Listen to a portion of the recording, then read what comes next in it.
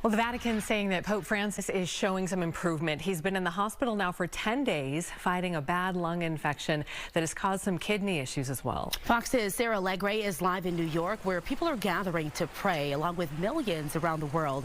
So, Sarah, what else do we know tonight?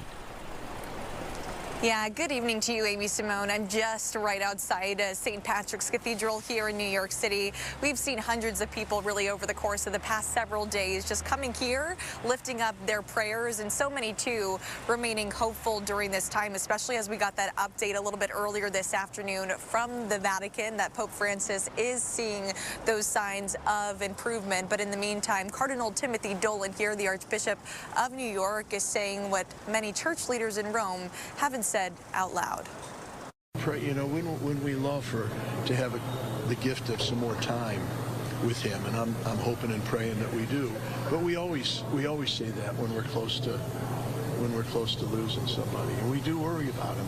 He's been extraordinarily realistic about his own health. He said, "Please tell the people to pray with me and for me. Please tell them I'm comfortable and I love them," and that means the world.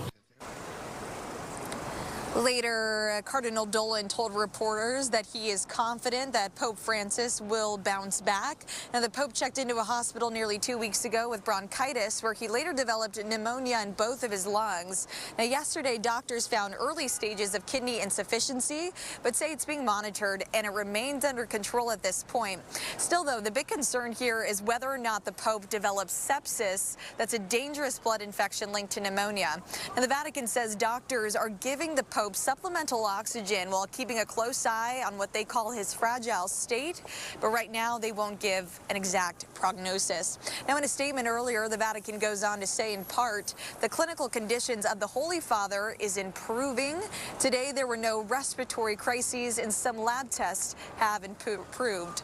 Now, church leaders also say that Pope Francis, he was very eager to get back to work. He started to do so this afternoon. He did make a phone call to a parish right along the Gaza Strip. Now, in the meantime, cardinals in Rome, they began their first night of what's shaping up to be a nightly rosary right along St. Peter's Square, offering prayers with their community, with the faithful, for Pope Francis. In New York, Sarah Allegre, Fox 9. Yeah, a lot of people thinking about him tonight. Thank you, Sarah.